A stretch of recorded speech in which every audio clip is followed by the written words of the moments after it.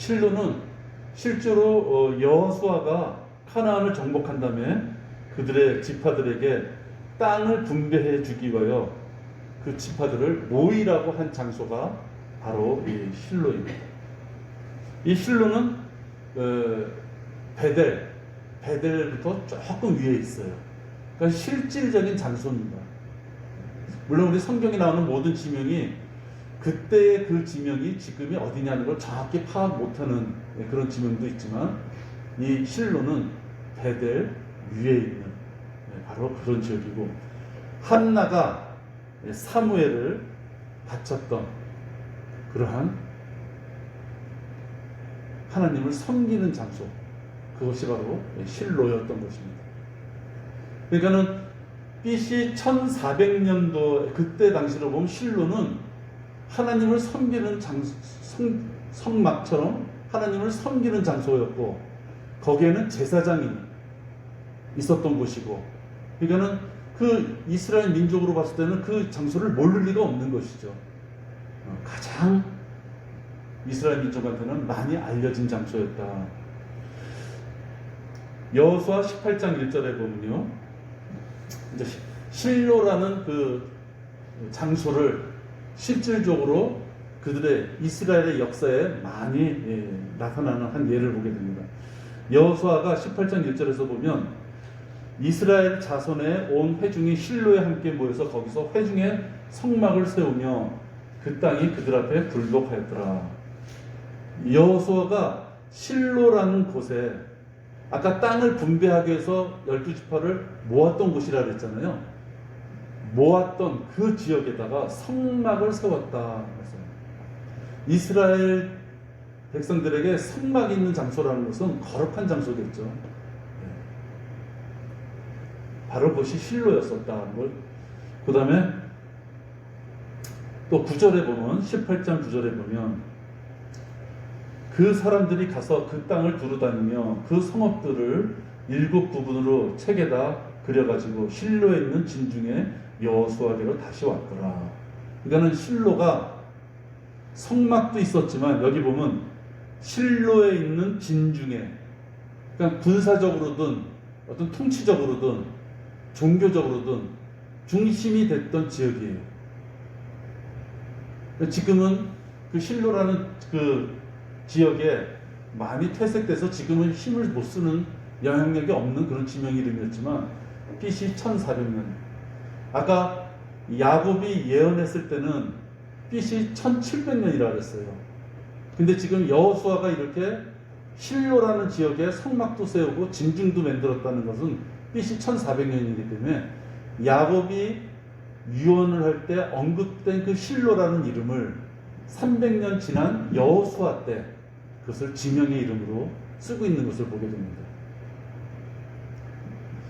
여호수아가 10절에 보면 여호수아가 주 앞에서 실로에 있는 그들을 위하여 제비를 뽑았으며 여호수아가 그 땅을 이스라엘 자손에게 그들의 대부분을 분할하였더라.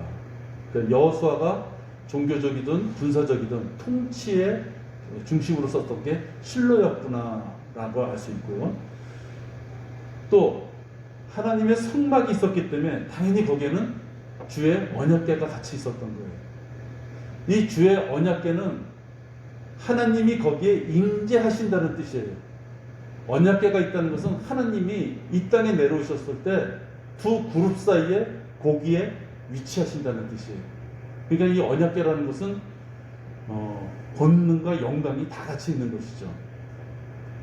그러면 실로에 있었던 그 성막 안에 언약궤가 있었다는 것은 어디서 볼 수 있느냐? 사무엘상 4장 3절에 보면, 사무엘상 4장 3절에 보면 백성이 진영에 오니 이스라엘 장로들이 말하기를 어찌하여 주께서 오늘 우리를 필리스타인들 앞에서 패하게 하셨는가? 주의 언약궤를 실로에서 우리에게로 가져오자. 그 궤가 우리 가운데 오면 우리를 우리의 원수들의 손에서 구원하리라. 이스라엘 백성들이 필리스타인들하고 전쟁을 벌이자 패하게 된 거예요. 그랬더니 그들이 전쟁에 이기기 위해서 실로에 있는 언약궤를 가져오자 이렇게 지금 말하는 장면이죠. 물론 이게 잘못된 것이에요. 하나님을 앞세우고 하나님을 의지해서 전쟁을 했던 것이 아니라 사람의 힘으로 전쟁을 치려다 보니까 안 되니까 그때 가서 허겁지겁 강제로 진짜 하나님을 모시고 오는 것처럼 실로에 있는 언약궤를 가져오자 하는 장면입니다. 우리가 여기서 공부할 수 있는 것은 실로에 언약궤가 있었구나. 그러면 성막도 있었고 그 안에 언약궤가 있었다는 것은 모든 이스라엘 사람들의 정치적이든 종교적이든 모든 것의 생활의 중심이 바로 실로였겠구나라는 걸 알 수 있습니다. 안타까운 것은 이 실로가 오래 가지를 못합니다. 이렇게 하나님이 임재하셨던 성막이 있고 언약궤가 있었던 그런 실로였음에도 불구하고 그 실로가 사람들의 배교로 인하여 결국은 망하게 됩니다. 너무 안타깝죠.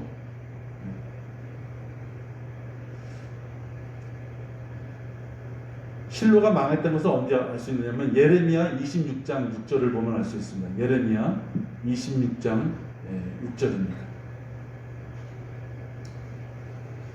실로가 이렇게 예수 그리스도를 상징하는 이름이었는데 그 거룩한 이름을 쓰는 장소였었고 생활의 중심이었었는데 그들은 믿음을 올바르게 지키지 못합니다. 하나님의 자비와 사랑에도 불구하고 끊임없이 배교했어요. 그러자 하나님의 처방은 다른 게 없었어요. 배교에 대한 처방은 심판만 있을 뿐입니다. 그 예레미야 26장 5절을 보면 그 위도 쭉 읽을 수 있는데요. 시간이 없으니까 26장 5절을 보면 내가 일찍 일어나 너희에게 보냈으나 너희가 경청하지 아니하였던 나의 종 선지자들의 말들에 경청하지 아니하면 뭐가 지금 이게 하나님의 말씀을 안 듣는 거예요.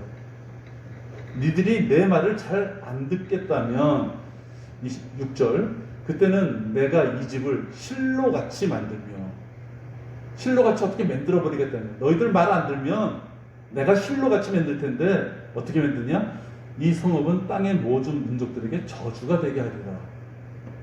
실로같이 만드는데 저주가 되겠다니까 실로가 저주를 받았다는 거예요. 그 거룩하던 장소가 이제 저주의 대상으로서 언급되고 있는 것입니다.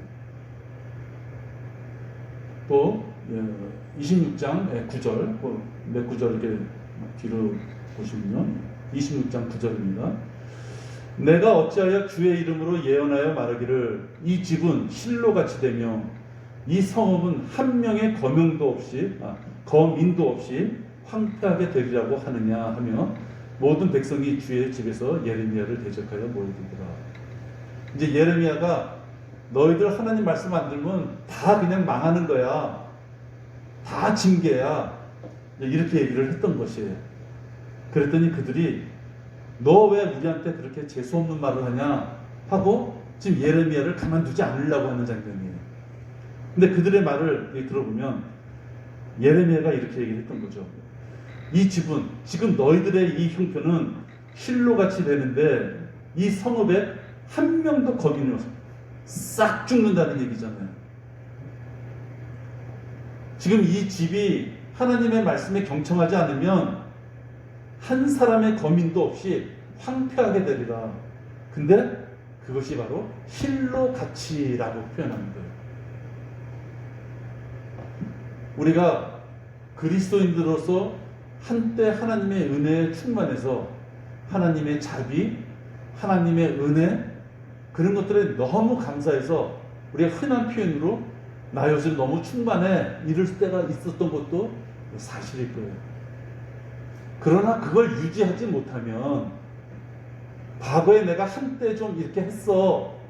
그때 내가 좀 이렇게 하나님 앞에 열심히 했지. 그러면 진짜 그건 과거일 뿐인 것이에요. 하나님께서는 성막이 있었고 언약궤가 있었던 임재의 장소였고 축복의 장소였던 실로기 때문에 그래도 실로 정도가 잘못하면 내가 좀 봐줘야지. 그게 아니라는 거예요. 하나님 앞에 합당하지 않으면 그에게는 심판이 있을 뿐이다 라는 것을 이 실로라는 이름을 통해서 우리가 배울 수 있는 것이죠.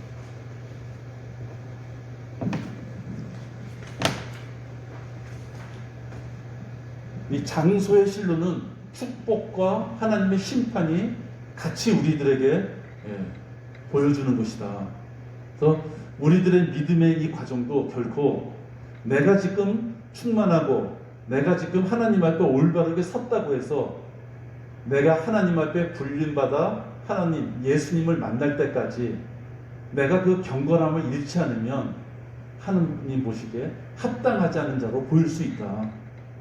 구원의 유무의 문제가 아니라 상과 유업의 문제에 있었을 때 하나님은 냉철하게 나를 바라보실 것이다 하는 걸 우리가 볼 수 있고요.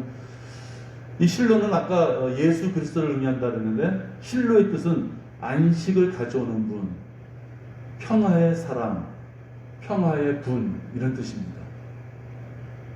안식, 평화 이 용어하고 연관되어 있습니다.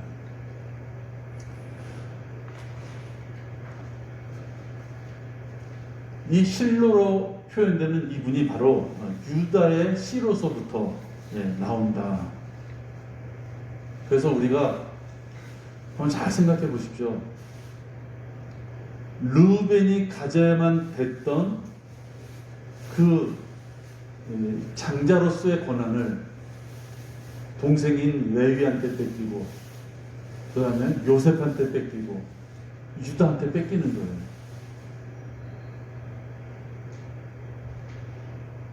그래서 이 유다한테 넘어온 이 귀한 왕권이 하나님이 한번 주어주신 왕권이 결코 사그러지는 것이 아니라 우여곡절을 겪을 망정 실로 예수님이 다시 오실 때까지 유다의 자손들을 통해서 왕권이 이어진다는 것입니다. 야곱의 유언에 대해서 이렇게 공부했는데요. 야곱의 유언을 봤을 때 우리가 가장 한 가지 꼭 잊지 말 것은 창세기에서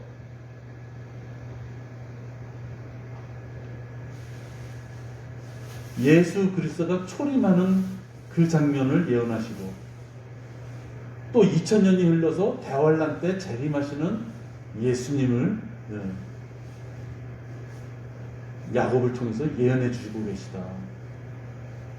그럼 우리가 보통 다니엘서나 요한계시록을 통해서 신구약이 이어진다 이렇게 많이 공부하잖아요.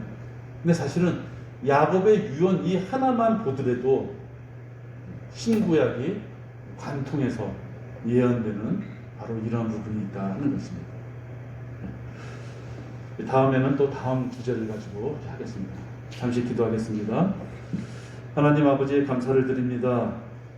오늘 이렇게 코로나로 인해서 아픈 분들이 있어 자리가 많이 비었습니다.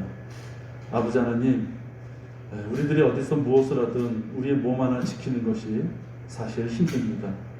아버지 하나님의 그 품 가운데 우리가 거하지 않으면 이 마귀는 질병을 통하여 우리들을 얼마든지 힘들게 만들 수 있습니다.